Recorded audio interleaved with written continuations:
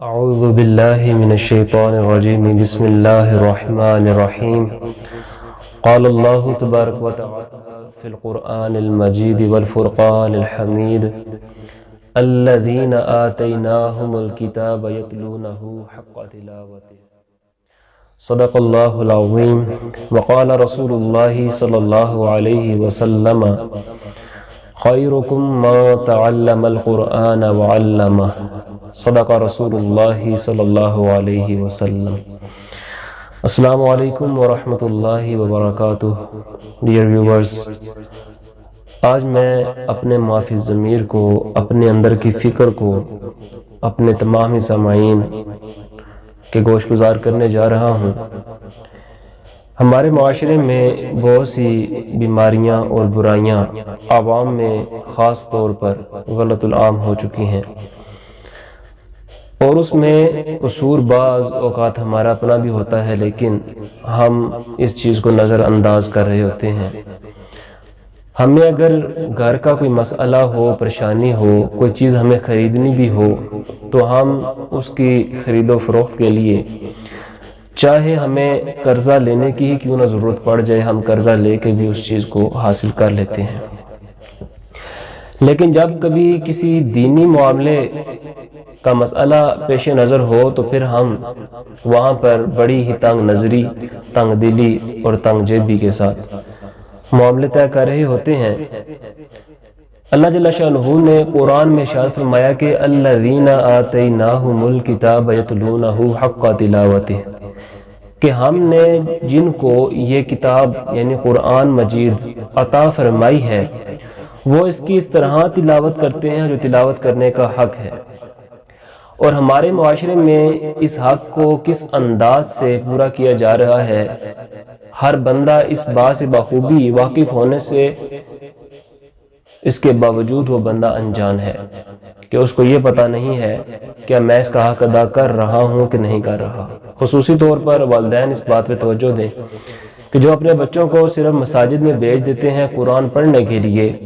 اب ہوتا یوں ہے کہ جو ہمارے معاشرے کی روش ہے کہ صبح فجر کے بعد یا عصر کے بعد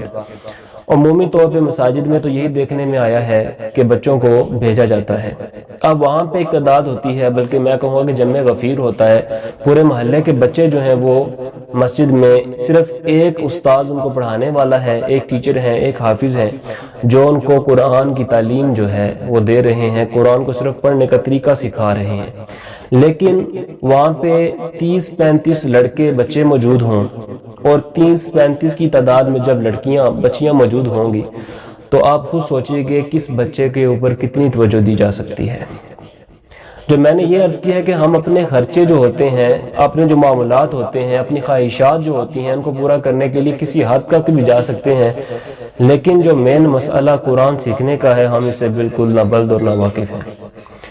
تو اس چیز کے پیش نظر ایک گزارش یہ ہے کہ ہمیں اپنے بچوں کے اوپر خود نظر کرنی چاہیے کہ ہم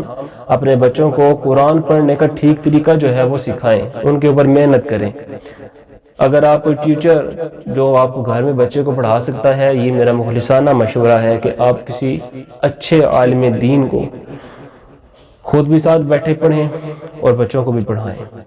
تاکہ آپ کو پتہ چلے کہ قرآن پڑھنے کا حق کیا ہے۔ یہ کوئی اردو زبان نہیں ہے کہ ہم اس طرح کریں کہ ہمارے روانگی میں جو کچھ بولتے جائیں، ہمیں کیا ہے، ہماری کون سا ادائیگی میں فرق آ رہا ہے، ٹھیک ہے، ہم کون سا اس میں مخارج میں حروف کے نکلنے کا کوئی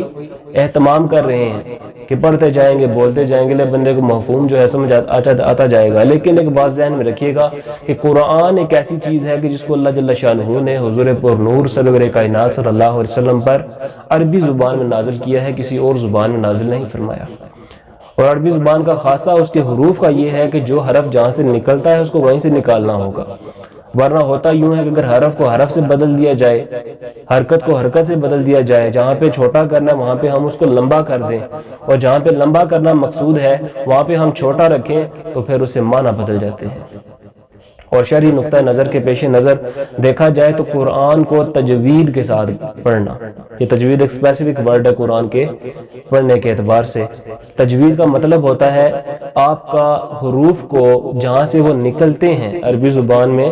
جہاں سے وہ حروف نکلتے ہیں ان کی جگہوں سے نکالنا، ان کی جو خاص صفات ان میں پائی جاتی ہیں وہ بھی اس میں موجود ہوں، جو کہ بعض صفات ایسی بھی ہوتی ہیں کہ جو لازمی نہیں ہوتی لیکن حروف کی تحسین میں اضافہ کر رہی ہوتی ہیں، وہ بھی موجود ہوں۔ تو اس چیز کے پیش نظر اگر ہم قرآن پڑھیں گے تو پھر ہمیں پتہ چلے گا قرآن کی تجوید اصل میں ہے کیا ہے۔ اب ہم اگر کہتے ہیں کہ قل هو اللہ احد، قاف جو تھک ہوتا ہے، موٹا ہوتا ہے، 2 نقطے والا ہوتا ہے، قاف، ایک کاف ہوتا ہے باریک، کاف، کاف، قاف۔ آپ ذرا غور سے سنیں تو آپ کو یہ فرق نظر آئے گا۔ اب جو تھک ہے، موٹا ہے، قاف، پر پڑا جاتا ہے۔ اگر ہم قل کے ساتھ پڑھیں، پر کے ساتھ پڑھیں، موٹے قاف کے ساتھ پڑھیں تو پھر اس کا مطلب ہوتا ہے کہنا، فرمانا، کہیے کہ وہ اللہ ایک ہے، فرمائیے کہ وہ اللہ ایک ہے۔ اگر ہم اس کو کاف کش میں چینج کر دیں کتاب والے میں تو اس کا مطلب ہوتا ہے کھائیے کہ وہ اللہ ایک ہے، یعنی کہ ایک حرف بدل گیا، حرف کا مطلب بدل گیا حرف کے بدلنے کے ساتھ ساتھ۔ اسی طرح ہم اگر کہتے ہیں الحمدللہ رب العالمین، تمام تعریفیں تمام جہانوں کے پالنے والے رب کے لیے ہیں، تو یہاں پہ ہا جو ہے الحمدللہ، ہا سمجھانے کے لیے کہوں تو وہ حلوے والی ہا جو ہے، ٹھیک ہے، وہ ہا ہے یہاں پہ استعمال ہو رہی۔ اس کا مطلب کیا ہوگا جب یہ یہاں پہ ہم ادا کریں گے الحمدللہ، تمام تعریفیں اللہ کے لیے، یہاں پہ حمد سے مراد پھر تعریف ہی لیا جائے گا۔ اگر اسی ہا کو ہم خا میں چینج کر دیں جس کے اوپر نقطہ پڑا ہوتا ہے ایک، تو اس کا مطلب جھڑکنا ہوتا ہے۔ اگر اسی کو ہم ہا 2 آنکھوں والی جو ہوتی ہے الحمدللہ کر دیں، حالانکہ ہم تینوں ورڈ استعمال کر رہے ہیں، ان کا پروننس کر رہے ہیں، پڑھ رہے ہیں، اور تینوں کی پروننسیشن میں فرق ہے حروف کی ادائیگی کے اعتبار سے۔ الحمدللہ، الحمدللہ، الحمدللہ۔ اب جو نقطوں والا جو 2 آنکھوں والا ہا ہے، اس کا مطلب یہ ہو جائے گا تمام کائنات کا دھواں اللہ تعالیٰ کے لیے، حالانکہ اللہ تعالیٰ کو یہ دھواں تو مقصود نہیں ہے۔ تو معزز سامعین، قرآن کو جو سمجھنا ہے وہ بھی اس کے پڑھنے پہ موقوف ہے۔ اگر کوئی بندہ قرآن کو پڑھ ہی نہیں سکتا ہے تو پھر قرآن کو سمجھے گا کہاں سے؟ اب اگر ہم یہ کہیں کہ ہم قرآن کو ہم اس کی حفاظت کرتے ہیں، ہم نے اس کا غلاف میں اس کو لپیٹ کے رکھا ہوا ہے، تو اللہ تعالیٰ ہمیں ہر قسم کے جو ہماری عبادات ہے وہ قبول فرما لے گا۔ قرآن کا پڑھنا، اس کو جو ہم جس طریقے سے ہم رسماً ادا کرتے ہیں، پڑھنے کا طریقہ ہے ہمارا کہ اگر ختم وغیرہ آگے تو قرآن کھول لی، وہ خود نہیں پڑھنا، بلکہ مدارس کے بچوں کی طرف ہماری نظر ہوتی ہے، ائمہ حضرات کی طرف ہماری نظر ہوتی ہے کہ وہ ہمیں پڑھ کے دیں گے، تو پھر ہم اپنے عزیز و اقارب کو اصالہ ثواب کریں گے۔ حالانکہ چاہیے تو یہ تھا کہ ہم خود قرآن پڑھتے اور خود پڑھ کے رسالے ثواب کرتے۔ ہماری حالت یہ ہے کہ ہمیں قرآن پڑھنا نہیں آتا ہے کہ ہم غیروں کو بلا کے کہتے ہیں کہ ہمارے عزیز و اقارب کے لیے قرآن پڑھو۔ تو معزز سامعین، قرآن جو ہے اس کی پڑھنے کی ادائیگی جو ہے، اس کا حق یہ ہے کہ ہم قرآن کو پڑھنا سیکھیں۔ علم سیکھنا یہ نہیں ہے کہ صرف جو بندہ بوڑھا ہو گیا شیخ فانی ہے وہ ایک الگ بات ہے، ٹھیک ہے، جو معذور ہوگا بیچارہ، لیکن ایک وہ بندہ جو صلاحیت، قوت، استطاعت، ہمت رکھتا ہے، اس کے باوجود اگر قرآن کو پڑھنے کا حق ادا نہیں کر رہا تو پھر وہ اپنے گریبان میں جانگ لے کہ وہ اپنی دنیا سنوار رہا ہے، آخرت کے اوپر اس کی نظر بھی ہے کہ نہیں ہے۔ اگر ایک بادشاہ کسی وزیر کو ایک خط بھیجے اور پھر اس کے بعد جب خط بھیج دیا جائے اور وہی وزیر اس خط کو پکڑ کر دیکھے، بڑی خوبصورتی اس کو نظر آ رہی ہے اس خط میں جو کہ بادشاہ کی طرف سے بھیجا گیا ہے، اور اس کو چومے، آنکھوں کے ساتھ لگائے، سر پہ رکھے اور اوپر طاق میں اس کو ایک غلاف میں خوشبو عطر لگا کے رکھ دے، اور روز کے روز وہ اپنی روٹین اسی طرح رکھے کہ اس کو اتارے، چومے، آنکھوں پہ لگائے، سر پہ رکھے، طاق میں رکھ دے اور غلاف میں اس کو لپیٹ لے اور عطر وغیرہ لگا کے خوشبو لگا کے اس کو رکھ دے، اور جب اصل مقصد جو تھا بادشاہ کا وہ خط دینے کا وزیر کو، وہ وزیر پورا ہی نہ کرے، تو وقت مقررہ پر جب اس کو طلب کیا جائے گا وزیر کو کہ کیا تم نے ہمارا حکم نامہ پڑھا ہے، اس کے اوپر عمل کیا ہے کہ نہیں کیا، اب وزیر جب اس حکم نامے کو دیکھے گا تو ظاہر سی بات ہے کہ وہ دیکھے گا اس کے حکم اور لکھا ہوئے، وہ کرتا کچھ اور ہے، کیا بادشاہ راضی ہوگا؟ وہ بادشاہ کو بھلے کہے یہی بات کہ میں اس کو دیکھتا تھا، اس کو چومتا تھا، آنکھوں کے ساتھ لگاتا تھا، سر پہ رکھتا تھا، طاق پہ رکھ دیتا تھا، خوشبو لگاتا تھا، بادشاہ اس بات سے خوش نہیں ہوگا۔ بلکہ جو حکم نامہ لکھا ہوا ہے اس کو جب پورا کیا جائے گا تو اس کے بعد پھر بادشاہ خوش ہوگا۔ اب اگر بادشاہ نے لکھ دیا وہاں پہ کہ اگر تم نے یہ حکم ہمارا پورا نہ کیا تو تمہارا سر قلم کر دیا جائے گا، تو مجھے بتائیے کہ کیا اس کے اس چومنے، آنکھوں کے ساتھ لگانے، سر پہ رکھنے اور خوشبو لگا کے تاک میں رکھنے کا کوئی فائدہ ہے؟ اور آج ہم نے نعوذ باللہ من ذالک ہم نے یہ رسم اختیار کر لی ہے کہ ہم نے قرآن کو صرف ایک نعوذ باللہ من ذالک نمائش سمجھ رکھا ہے، ایک رسم سمجھ رکھا ہے کہ ہم قرآن کو اسی طرح ہی غلاف میں ڈال کے آنکھوں کے ساتھ لگاتے ہیں لیکن اوپر تاک میں رکھ دیتے ہیں۔ ادب یہ ہی ہے قرآن کا کہ اس کو اونچی جگہ سے رکھا جائے، لیکن اس کا زیادہ ادب یہ ہے کہ قرآن کو پڑھا جائے۔ اور جب اللہ تعالیٰ نے یہ فرمایا کہ الذین آتیناہم الکتاب یتلونہ حق تلاوتہ، ہم نے جن کو یہ کتاب دی ہے وہ اس کی تلاوت کا حق ادا کرتے ہیں، تو کیا ہم قرآن کو اس کے غلاف میں لپیٹ کے اوپر رکھ کے حق ادا کر رہے ہیں؟ جب تک کہ ہم قرآن کو پڑھیں گے نہیں اس کا حق کے تقاضے کیسے پورے ہو سکتے ہیں؟ حتیٰ کہ حضور صلی اللہ علیہ وسلم نے یہ ارشاد فرمایا کہ خیرکم من تعلم القرآن وعلمہ، تم میں سے بہتر وہ ہے جو قرآن خود سیکھے اور دوسروں کو سکھائے۔ تو معزز سامعین، قرآن بعض پڑھنے والے ایسے بھی ہوتے ہیں کہ جن کے اوپر قرآن خود الٹا لعنت کر رہا ہوتا ہے۔ علم و تجوید میں یہ حدیث مبارکہ لکھی ہوئی ہے کہ بہت سے قاری قرآن ایسے ہیں کہ قرآن الٹا ان کے اوپر لعنت کر رہا ہے۔ اب یہ لعنت جو ہے دو طرح سے ہے، ایک تو قرآن کو غلط پڑھنے کی وجہ سے اس کے اوپر لعنت کی جا رہی ہوتی ہے، وہ بندہ جو قرآن کو غلط پڑھ رہا ہوتا ہے، بغیر تجوید کے ساتھ پڑھ رہا ہوتا ہے، وہ خود بھی گناہ گار ہو رہا ہوتا ہے اور اس کو سننے والے بھی گناہ گار ہو رہے ہوتے ہیں۔ اور پھر دوسری لعنت کیسی ہے کہ ایک بندہ قرآن کو پڑھ لیتا ہے لیکن اس کے اوپر عمل نہیں کرتا ہے۔ ایک پورا دن انسان جھوٹ بولنے والا پورا دن جھوٹ بولتا ہے، اور اس کے بعد جب وہ قرآن کو کھولتا ہے اور پڑھتا ہے کہ لعنت اللہ علی الکاذبین، جھوٹوں پر اللہ کی لعنت ہے، تو بتائیے وہ لعنت کس کے اوپر بھیج رہا ہے؟ ظاہر سی بات ہے کہ اپنے اوپر بھیج رہا ہے۔ تو معزز سامعین، ہم اپنے بچوں کو اپنے لیے صدقہ جاریہ تب بنا سکتے ہیں جب ہم ان کی تربیت کا بھی حق ادا کریں گے، ان کو اچھی تعلیم دیں گے۔ ہم ٹیوشن اگر بچے کو پڑھانا ہو، اسکول بھی تو بچے جاتے ہیں پڑھنے کے لیے، ایک بات ہے، وہی کتابیں ہوتی ہے پڑھنے والی، پھر ٹیوشن بھیجنے کا مقصد، حالانکہ آپ دوبارہ سے پھر اس کو ایک اسکول میں بھیج رہے ہیں، اسکول کے اخراجات آپ الگ سے پورے کر رہے ہوتے ہیں، اتنی محنت کر رہے ہیں، ٹھیک ہے۔ اور اسی طرح دنیاوی اعتبار سے آپ اس کی بک کو مکمل طور پر اس کو پروٹوکول دے رہے ہیں، لیکن دینی حوالے سے پروٹوکول کیوں نہیں دے رہے ہیں؟ آپ کا وہ بچہ جو تعلیم میں دنیا حاصل کر رہا ہے، اور آج کے دور میں اگر یہ کہوں یہ غلط نہ ہوگا کہ آج کے دور میں علم دنیا کا تعلیم حاصل کرنا صرف ایک انویسٹمنٹ ہے۔ وہ کیا ہے کہ ہم اپنے بچوں کو ڈاکٹر بنانا چاہتے ہیں، انجینئر بنانا چاہتے ہیں، ٹھیک، اچھی بات ہے، بنائیں، اس میں آپ کو کوئی روکے گا نہیں، لیکن یہ ہم اپنا دنیاوی مستقبل سنوارنے کے لیے یہ سب کچھ کر رہے ہوتے ہیں، لیکن اخروی جو اصل مستقبل ہمارا آخرت ہے، ہماری اس کے اوپر نظر ہی نہیں ہوتی ہے کہ ہم اپنے بچے کو دینی تعلیم بھی سکھائیں، دینی معاملات بھی سکھائیں۔ ہوتا یوں ہے کہ ہمارا بچہ جب مسجد میں جاتا ہے اور بچہ جب وہاں پہ جا کے اس ماحول میں رہے کہ جس انداز سے بھی قرآن پڑھایا جا رہا ہے اس کو، تو وہ ہوتا ہے کہ وہ قرآن مکمل کر جاتا ہے۔ اور اس کے بعد ہماری رسمن کیا طریقہ کار ہوتا ہے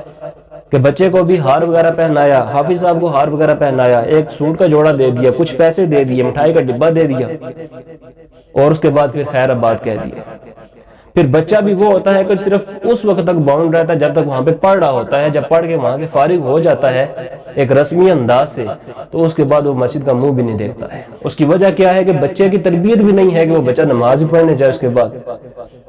اور وہ جو وہاں پہ نماز پڑھنے جا رہا تھا باقاعدگی کے ساتھ، اس دورانی میں جب وہ پڑھ رہا تھا قرآن، وہ صرف اور صرف حافظ صاحب کے ڈر سے وہ پڑھ رہا تھا۔ اور یہ مشاہدہ ہماری زندگی میں بہت سارا موجود ہے، ہمارا اپنا ذاتی تجربہ ہے، ہمارا شعبہ پیشہ بھی ہے، ہم دیکھتے ہیں۔ یہ نہیں ہے کہ صرف یہ بچے جو دنیاوی ہمارے گھروں میں رہ رہے ہیں، ٹھیک ہے، یہ ان کی صورتحال ہے، بعض مدارس بھی ایسے موجود ہیں جو بچے کو قرآن حفظ کرا دیتے ہیں لیکن اس کو تجوید کے ساتھ نہیں پڑھاتے ہیں، تو پھر اس قرآن کے صرف وہ پٹی جو اس نے جتنی بھی حروف کی لکھی ہوئی ہے اس کے اوپر، قرآن کے اوپر، وہ زبانی حفظ کر لیتا ہے لیکن اس کے پڑھنے کا حق ادا نہیں کرتا ہے۔ اللہ تعالیٰ نے فرمایا کہ وَرَتِّلِ الْقُرْآنَ تَرْتِيلًا، قرآن کو خوب ٹھہر ٹھہر کر ہر حرف کو دوسرے حرف سے جدا کر کے پڑھو۔ اور پھر وہاں پہ نعوذ باللہ من ذالک کیا بے حرمتی ہو رہی ہوتی ہے قرآن کی،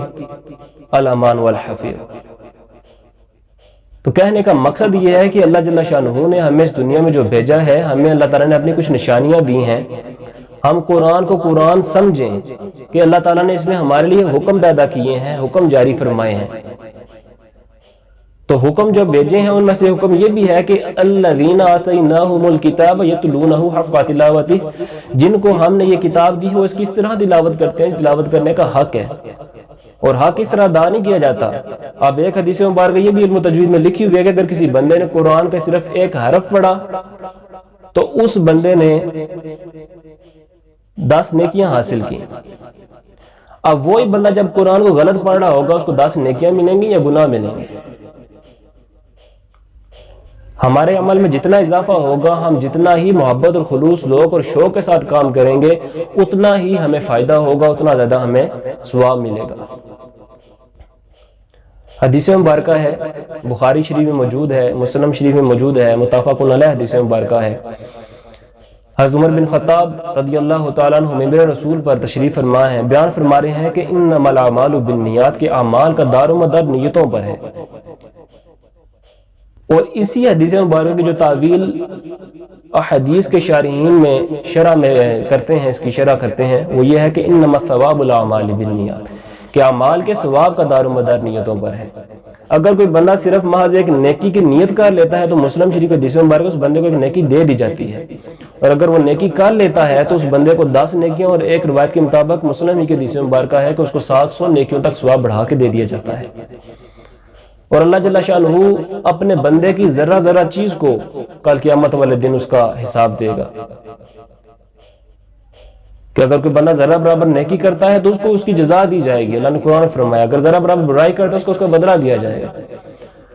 تو معزز سامعین، اللہ جل شانہ نے ہمیں جو زندگی دی ہے، ہمیں اس کا استعمال پتہ ہونا چاہیے، اصل مقصد پتہ ہونا چاہیے کہ ہم دنیا میں آئے ہیں تو کیوں آئے ہیں، ہمارے گھروں میں ناچاکیاں کیوں ختم نہیں ہو رہی ہیں، ہمارے گھریلو مسائل کیوں ختم نہیں ہو رہے ہیں، ایک بندہ امیر ہونے کے باوجود اس کے دل میں سکون کیوں نہیں ہے۔ اللہ نے فرمایا کہ الا بذکر اللہ تطمئن القلوب، بے شک اللہ کے ذکر میں دلوں کا سکون ہے۔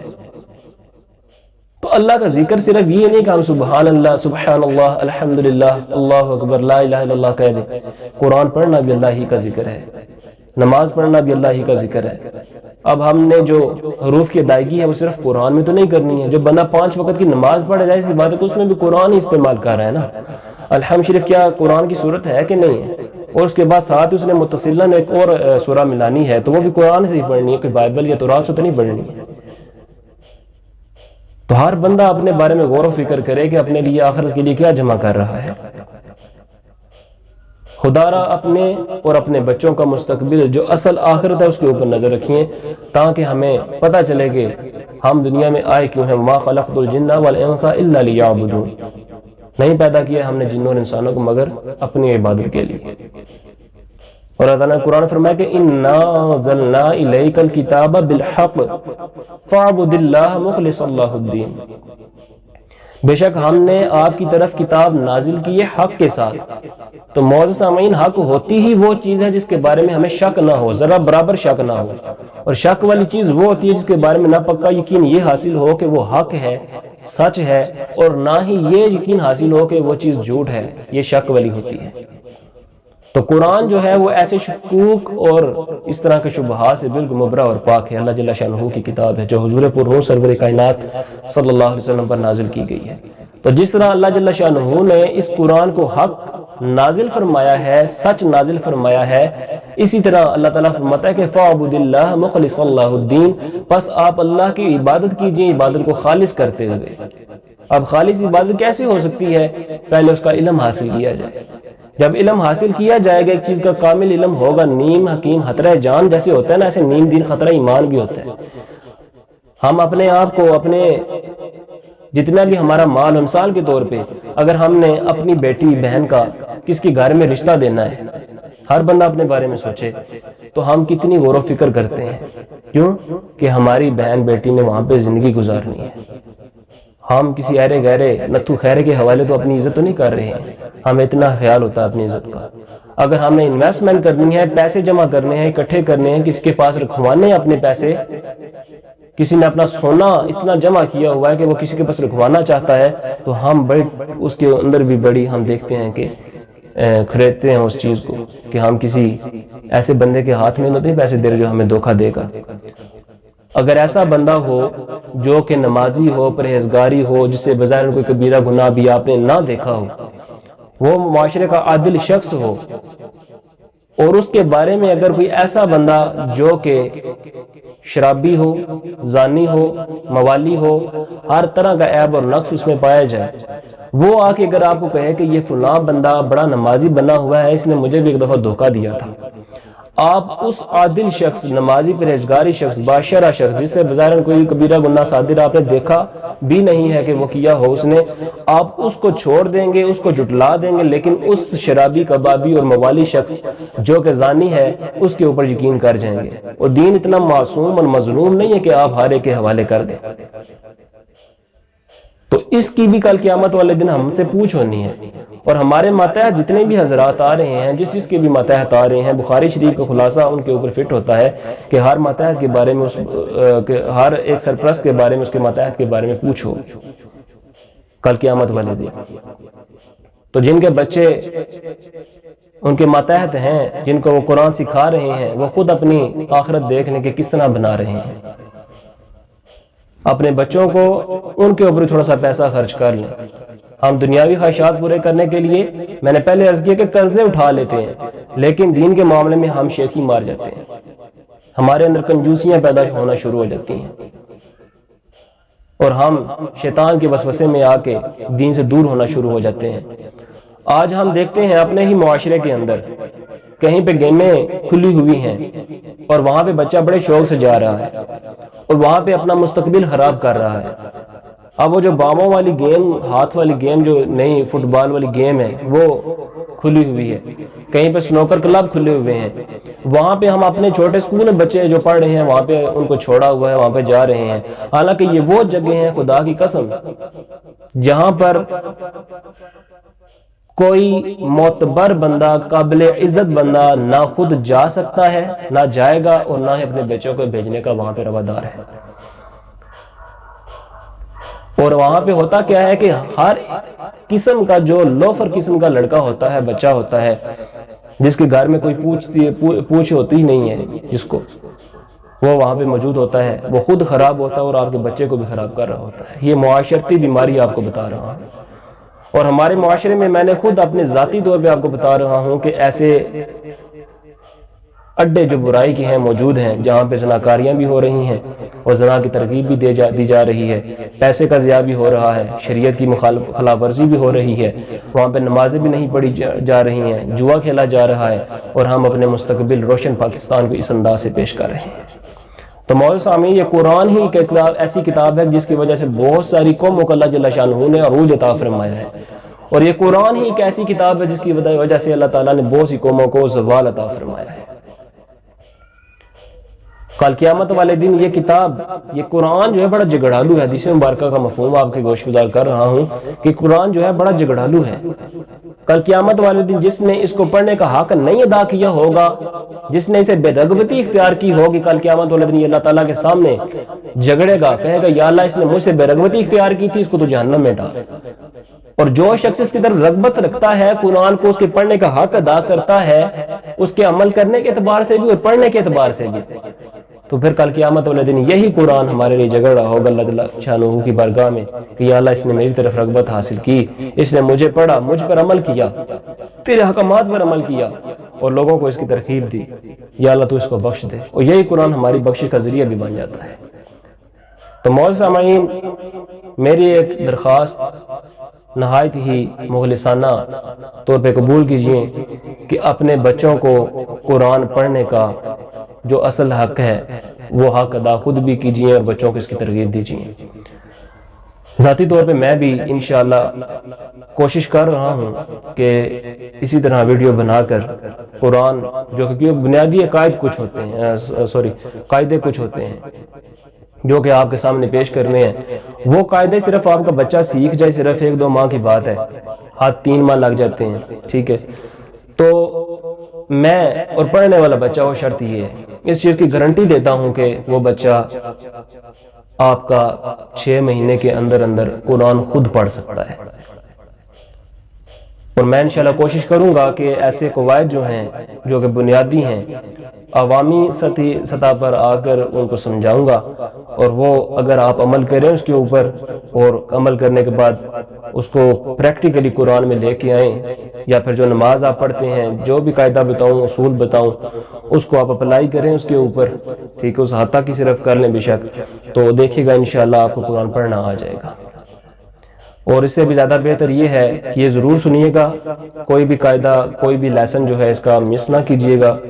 اس کا الگ سے میں اصلاحی موضوعات اپنی جگہ پہ میں سٹارٹ رکھتا ہوں، لیکن یہاں پہ ایک موضوع جو ہمارا قرآن پڑھنے کے حوالے سے ہے وہ قاعدے کی حد تک بھی میں پیش کروں گا انشاءاللہ۔ اور جو حضرات اپنے بچوں کا روشن مستقبل دیکھنا چاہتے ہیں دنیا میں بھی اور آخرت میں بھی، وہ اپنے بچوں کو وقت دیں اور ان کے مستقبل کی حفاظت کریں، تاکہ یہ کل قیامت والے دن ہمارے اور آپ کے لیے صدقہ جاریہ بنے۔ آمین وما علینا الا البلاغ۔ صدقہ جاریہ سمجھ کر شیئر ضرور کیجیے گا۔ جزاک اللہ خیر و احسن الجزاء۔